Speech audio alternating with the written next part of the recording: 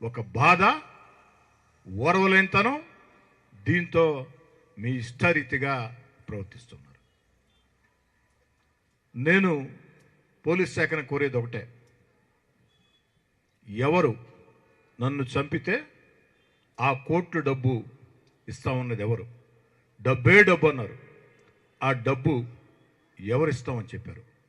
దయచేసి దాన్ని తేల్చండి. తేల్చాల్సిన బాధ్యత పోలీస్ యంత్రాంగం మీద ఉంది. అయితే ఇలాంటి బుడ్డ బెదిరింపుల్ని నేను కాదు కదా, నా మనవడు, నా మనవరాలు కూడా లెక్క చేయరు. వైఎస్ఆర్ కాంగ్రెస్ పార్టీ నేతలారా, వైఎస్ఆర్ కాంగ్రెస్ పార్టీ నేతలారా,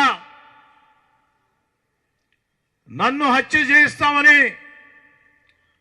చేస్తామని మాట్లాడిన రౌడీ షీటర్లరా, గూండాల్లారా, మీ బెదిరింపుల్ని నేను కాదు, నా వెంట నడిచే నాయకులు కార్యకర్తలే కాదు, నా తమ్ముడు కోటారెడ్డి గిరియే కాదు, 7 ఏళ్ల వయసుండే నా మనవరాలు, 6 ఏళ్ల వయసుండే నా మనవడు కూడా భయపడ్డు.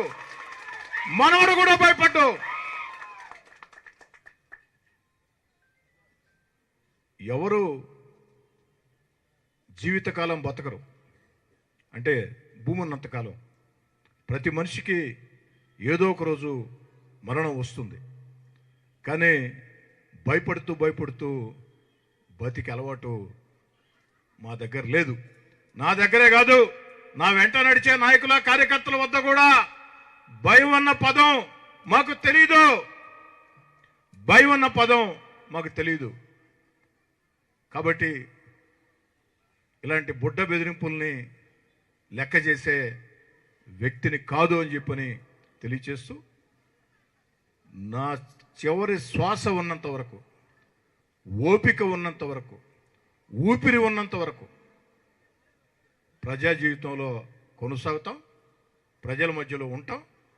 ఈ 14 నెలల్లో చంద్రబాబు నాయుడు గారి ఆశీస్సులతో, పవన్ కళ్యాణ్ గారి ఆశీస్సులతో, నారా లోకేష్ గారి ప్రోత్సాహంతో, జిల్లాలో ఉన్న 2 మంత్రులు పొంగూరు నారాయణ గారు, ఆనవ రామనారాయణ రెడ్డి గారి సహకారంతో, పార్లమెంటు సభ్యులు వేమిరెడ్డి ప్రభాకర్ రెడ్డి గారి సహకారాలతో, ఆ దేవుడి దయతో నెల్లూరు రూరల్ నియోజకవర్గంలో 300 కోట్లతో అభివృద్ధి పనులు చాలా వరకు పూర్తయినాయి, ఇంకొన్ని పూర్తిగా వస్తూ ఉన్నాయి.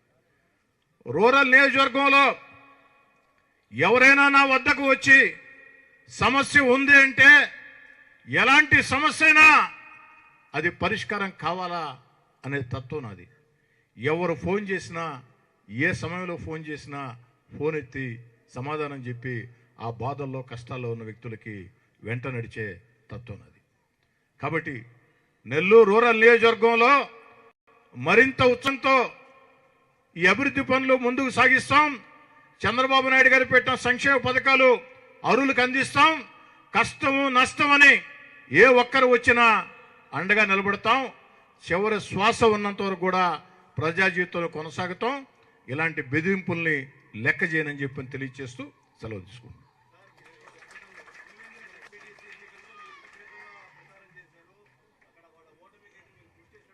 ఒంటిమిట్ట